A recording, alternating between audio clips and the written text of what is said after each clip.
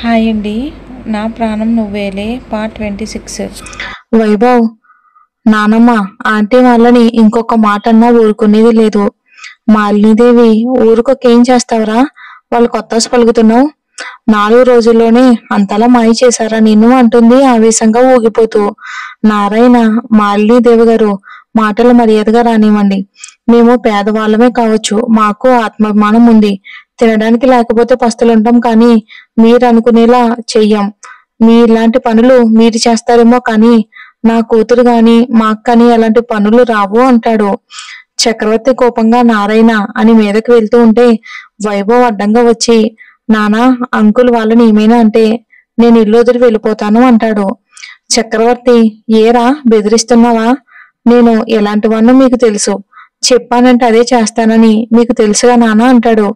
కైవల్య అయితే, ఇప్పుడు ఏమంటావ్ అన్నయ్య? వీళ్ళ కోసం నాన్నని ఎదిరిస్తావా? వైభవ్, నేనేమీ బెదిరించడం లేదు, జరిగేది చెప్తున్నా. నాకు కృతికి పెళ్లి చేయండి, లేదంటే నేనే వెళ్ళి పెళ్లి చేసుకుంటా అంటాడు. ఈలోపు సాత్విక్ వచ్చి అప్పటి వరకు జరిగిందంతా విని, రే వైభవ్, మనం 10 ఏళ్ళుగా ఫ్రెండ్స్ గా ఉంటున్నాం. ఏదైనా ఇద్దరం కలిసే పంచుకునే వాళ్ళం. అది అమ్మాయి అయినా మనీ అయినా మందేనా. కానీ మొట్టమొదటిసారి నన్ను నువ్వు అవాయిడ్ చేయటమే కాకుండా ఈ కృతి కోసం నన్ను కొట్టావు. ఇంట్లో వాళ్ళని ఎదిరించి పెళ్లి చేసుకోవాలి అనుకుంటున్నావు. ఈ పెళ్లి నేను చస్తే జరగనివ్వను అని మనసులోనే అనుకుని అప్పుడే వచ్చినట్టుగా ఎంట్రీ ఇచ్చి, ఏంటి వైభవ్, ఏమైంది? ఆంటీ వాళ్ళతో గొడవ పడుతున్నావు అంటాడు. మాలిని విషయం చెప్పి, నువ్వైనా మీ ఫ్రెండ్కి అర్థమయ్యేలా చెప్పు. ఈ లేబర్ వాళ్ళ కోసం కన్న తండ్రికే ఎదురు చెప్తున్నాడు అంటుంది. వైభవ్, నేను ఎవరు చెప్పినా నా నిర్ణయం మార్చుకోను అని చక్రవర్తి వైపు చూసి, చెప్పండి నాన్న, ఇంట్లోకి వెళ్ళనా బయటికి వెళ్ళనా అంటాడు. చక్రవర్తి, ఇప్పుడు నేను పెళ్లి చేయనంటే వీడింట్లో నుండి వెళ్ళి అన్నంత పని చేస్తాడు. తర్వాత ఏదో ఒకటి ఆలోచించి ఈ పెళ్లి ఆపొచ్చు అని. నీ ఇష్టాన్ని ఎప్పుడైనా కాదన్నానా, లోపలికి వెళ్ళు అంటాడు.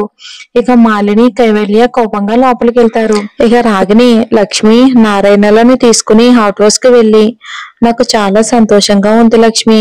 కృతిని ఎప్పుడు చూసినా ఏ ఇంటి కోడలవుతుందో ఆ ఇల్లు నందనవనంలో ఉంటుంది అనుకునేదాన్ని. ఇప్పుడు నా ఇంటికి కోడలవుతుంది అని పడుకున్న కృతి వైపు చూసి ముదుటున ముద్దు పెట్టుకుని వెళ్తుంది. లక్ష్మి, ఏంటండి అసలు ఏం జరుగుతుంది? నాకేం అర్థం కావట్లేదు అంటుంది అయోమయంగా చూస్తూ. నారాయణ, వాళ్ళందరికీ వైభవ్ అంటే ప్రాణం. తన మాట కాదు అనరు.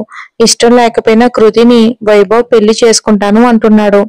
లక్ష్మి, అదేంటండి అలా మాట్లాడతారు? మనకి ఇష్టం లేకుండా మన అమ్మాయికి పెళ్లి ఎలా చేస్తాము? పైగా వైభవ్ ఒట్టి ఆడవాళ్ల పిచ్చోడు. అలాంటి వాడికిచ్చి నా కూతురు గొంతు కొయ్యమంటారా అంటుంది. నారాయణ, వాళ్ళు ఈ ఊళ్ళోనే ఉండే పెద్ద మనుషులు. వాళ్ళని ఎదిరించి మనమేం చేయగలం లక్ష్మి? నేను వెళ్ళి ఈ పెళ్లి మనకి ఇష్టం లేదని చెప్తాను అని వెళ్తుంది. ఇక మాలినీదేవి దగ్గరికి వెళ్ళి, పెద్దమ్మ గారు, మాకు ఈ పెళ్లి ఇష్టం లేదు అని అంటుంది. మాలినీదేవి, నిజంగానా అంటుంది సంతోషంగా. వైభవ్, ఎందుకు ఇష్టం లేదు? లక్ష్మి, నా కూతుర్ని మా అన్నయ్య కొడుక్కిచ్చి చెయ్యాలని అది పుట్టినప్పుడే అనుకున్నాం. మీరు ఇష్టపడ్డారు కదా అని ఈ పెళ్లి చెయ్యలేము. అంతేకాదు, మేము ఇక్కడ నుండి వెళ్ళిపోతున్నాం అని వైభవ్కి ఇంకో మాట మాట్లాడే అవకాశం ఇవ్వకుండా వెళ్తూ ఉంటే, వైభవ్, ఆంటీ, మీరు ఈ పెళ్లికి ఒప్పుకుంటే మీకే మంచిది. లేదంటే లక్ష్మి వెళ్తున్నది అలా ఆగి, ఏం చేస్తావు? మహా అయితే చంపుతావు, అంతే కదా. నువ్వేం చేసినా ఎంత బెదిరించినా నా కూతుర్ని నీకిచ్చి చెయ్యను అని ముందుకు వెళ్తుంది. దానికి వైభవ్ కోపంగా టేబుల్ పైన ఉన్న ఫ్లవర్ వాజ్ పగలగొట్టి, నేను ఏదైనా కావాలి అనుకుంటే అది నాకు దక్కి తీరాలి, లేదంటే ఏం చేస్తానో నాకే తెలియదు అంటాడు గట్టిగా బెదిరిస్తున్నట్టుగా. లక్ష్మి, నువ్వెన్నిసార్లు చెప్పినా నీ బెదిరింపులకు నేనేం బెదరను. ఎట్టి పరిస్థితిలో నీకు నా కూతుర్ని ఇవ్వను అని వెళ్తూ ఉంటే వైభవ్ పక్కనే ఉన్న ఇంకో ఫ్లవర్ వాష్ తీసుకుని లక్ష్మి తలకు కొడతాడు. దెబ్బ బలంగా తగిలేసరికి లక్ష్మి కింద పడిపోతుంది.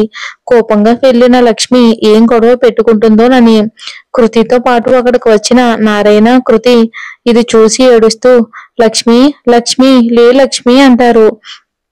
ఎంతకీ తను కదలకపోవటంతో హాస్పిటల్ కి తీసుకుని వెళ్తారు. కృతి 2 అడుగులు ముందుకు వేసి మళ్ళీ వైభవ్ దగ్గరకు వచ్చి లాగిపెట్టి ఒకటి కొట్టి వెళ్తుంది.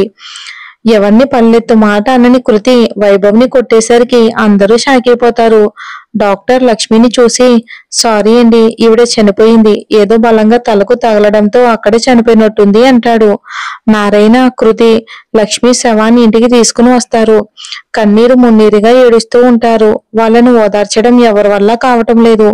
తన కొడుకు ఎక్కడ మర్డర్ కేసులో ఇరుక్కుంటాడేమోనని చక్రవర్తి, మాలిని ముందుగానే పోలీసులకు ఇవ్వాల్సిన వాళ్ళకి అందరికీ డబ్బులు ఇచ్చేసి నారాయణ కంప్లైంట్ ఇచ్చినా కూడా తీసుకోకుండా చేస్తారు.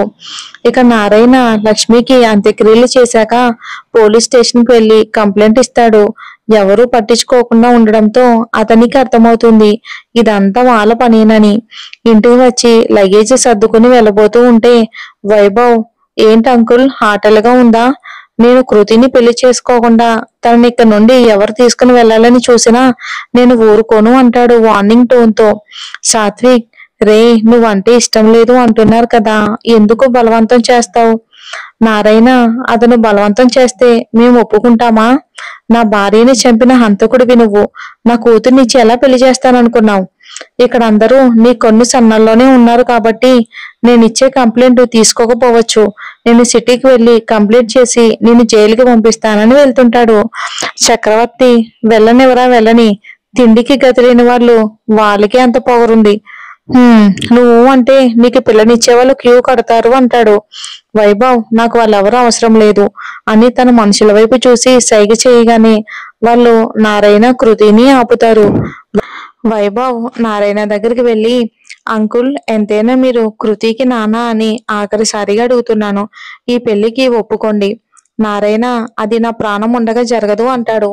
మీ ప్రాణం పోయినా సరే కృతిని నా దాన్ని చేసుకుని తీరతాను అని తన మనుషులని చూసి, రే, ఈయన్ని హాట్ హౌస్ లో వేసి తాళం వేయండి అంటాడు.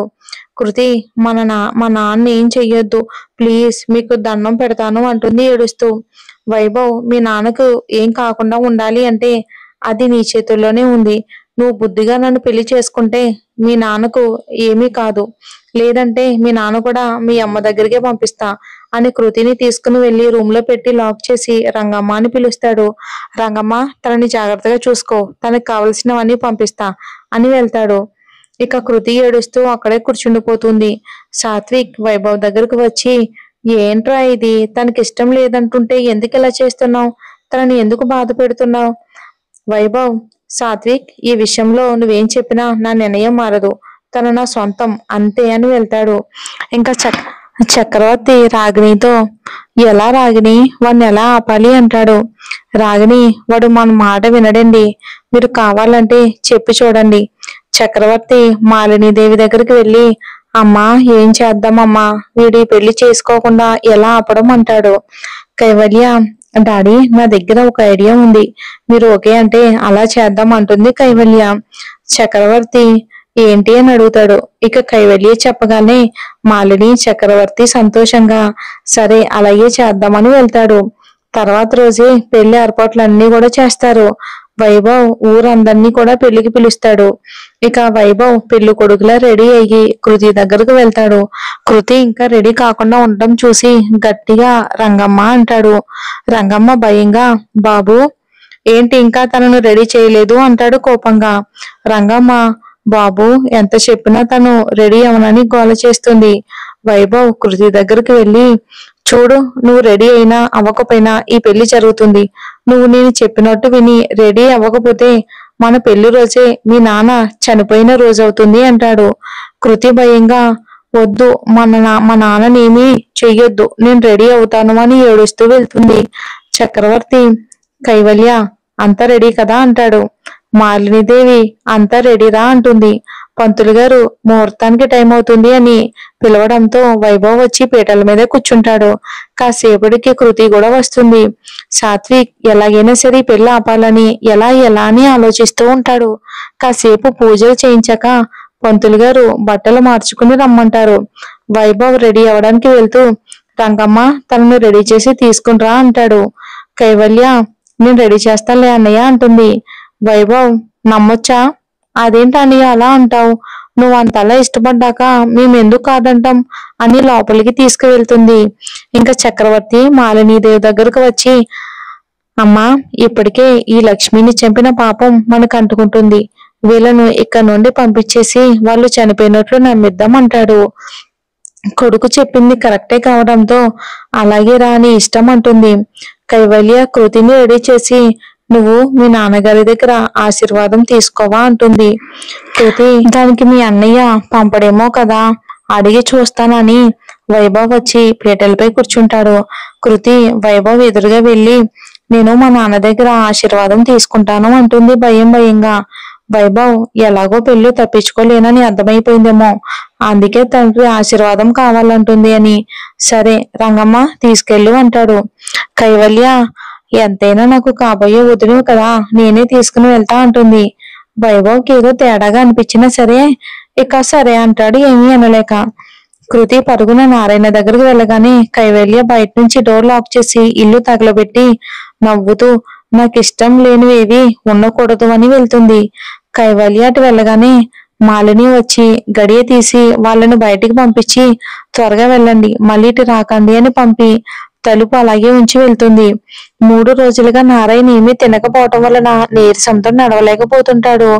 చక్రవర్తి మేడ మీద నుండి అవుట్ హౌస్ తగలబడడం చూసి అమ్మా వాళ్ళని బయటికి పంపిందో లేదో, మళ్ళీ వాళ్ళు చేస్తే ఆ పాపం మనకు చుట్టుకుంటుంది, చూద్దాం పదా అని లోపలికి వెళ్తాడు.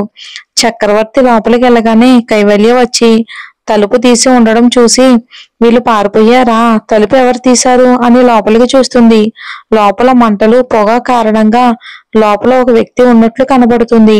కానీ అది ఎవరి అనేది తెలియకపోవటంతో లోపల ఉంది నారాయణే అనుకుని కైవల్య చక్రవర్తిని లోపలే ఉంచేసి తలుపేసేస్తుంది.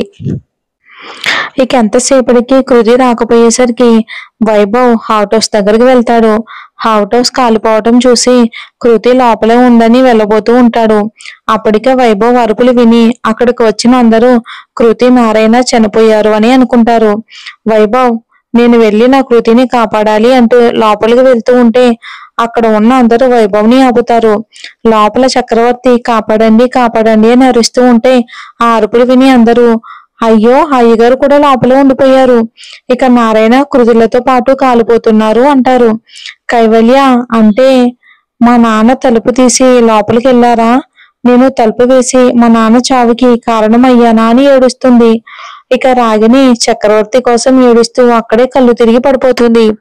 ఇక మాలిని కైవల్య చక్రవర్తి పెళ్లి ఆపడానికని ప్లాన్ మాట్లాడినప్పుడు వాళ్ళ మాటలు విన్న సాత్విక్ తన మనుషులకు కాల్ చేసి రే ఊరు దాటి ఒక అమ్మాయి ఒక అతను వస్తారు, ఆయన్ని చంపేసి ఆ అమ్మాయిని తీసుకుని రండి రే, ఆ అమ్మాయికి మాత్రం ఏం కాకూడదు అని గట్టిగా చెప్తాడు. ఆ నారాయణ నీరసం వలన నడవలేక ఎలాగోలాగా ఊరు పొలిమేర వరకు వచ్చాక తండ్రికి నడిచే ఓపిక లేదని అర్థమై నానా మీరు ఇక్కడే కూర్చోండి, నేను ఎదురుగా ఉన్న హోటల్లో మీకేమైనా తీసుకుని వస్తానని ఒక బెంచ్ పై నారాయణని కూర్చోబెట్టి వెళ్తుంది కృతి. అటు వెళ్ళగానే సాత్విక్ మనుషులు వచ్చి నారాయణని కత్తితో పొడిచి కృతి రావడం చూసి పారిపోతారు. అదే టైంలో వినోద్ బిజినెస్ పని మీద వచ్చి తిరిగి వెళ్తూ ఉండగా గాయాలతో ఉన్న నారాయణని చూసి హాస్పిటల్లో జాయిన్ చేస్తాడు. నారాయణ జరిగిందంతా చెప్పి కృతిని వినోద్ చేతులు పెట్టి ఇక తల్లి తండ్రి నా బిడ్డకు అన్ని నువ్వే అని చనిపోయాడు, ఇక ఇది అని చెప్పడం ఆపి ప్రణవ్ వైపు చూస్తాడు. ప్రణవ్ ఏడుస్తూ అలానే కింద కూర్చొని పాపం అంకుల్ కృతి ఎంత బాధపడి ఉంటుందో, తల్లి తండ్రి ఇద్దరికి దూరం అయ్యింది, అమ్మ నాన్న లేకపోతే ఆ బాధ ఎలా ఉంటుందో నాకు తెలుసు అంటాడు. గోడకు ఉన్న కృతి ఫోటోని చేతిలోకి తీసుకుని గుమ్మం దగ్గర ఏదో నీడ కనబడడంతో వినోద్ కాస్త ముందుకెళ్లి చూడగానే షాక్ అయ్యి అశ్వత్ నువ్వు ఎప్పుడొచ్చావు అని అంటాడు. వినోద్ అశ్వత్ కళ్ళ నిండా నీళ్లతో కృతి కృతి నా మేనత్త కూతురా అంటాడు. వినోద్ అవును అన్నట్టు తలాడిస్తాడు. అశ్వత్ చిన్న వయసులోనే ఎంత బాధ అనుభవించింది ఆ పిచ్చిది, నేను తనను ఇంట్లో నుండి వెళ్ళమన్నప్పుడైనా తనెవరో మీరు ఎందుకు చెప్పలేదు అంటాడు. నువ్వు అసలు అమ్మాయిలంటేనే చిరాకు పడతావు, ఇక నీకేమని చెప్పను, తర్వాత నువ్వు కృతిని ఇష్టపడుతున్నామని తెలిసి చెప్పాలి అనుకున్నాను, ఈలోగా నువ్వే తెలుసుకున్నావు అంటాడు. అశ్వత్ బాధగా లక్ష్మి కృతి నారాయణ ముగ్గురు ఉన్న ఫోటోని చేతిలోకి తీసుకుని అత్తయ్య మావయ్య మీరు దూరమై అది ఎంత బాధపడి ఉంటుందోనని తనని ఇంట్లో నుండి వెళ్ళిపోమన్న రోజు కృతి మీ ఫోటో పట్టుకుని ఏడవడం గుర్తు చేసుకుని ఈ రోజు నుంచి కృతి కళ్ళల్లో నీళ్లు రాకుండా చూసుకుంటాను అత్తయ్య మావయ్య అనుకుంటాడు అశ్వత్ మనసులోనే. ఈ లోపు వినోద్ ఫోన్ రింగ్ అవడంతో లిఫ్ట్ చేసి కంగారుగా, అవునా మేము ఇప్పుడే వస్తున్నామని కాల్ కట్ చేసి, అశ్వత్ ప్రణవ్ పదండి అర్జెంటుగా ఇంటికి వెళ్ళాలి అంటాడు.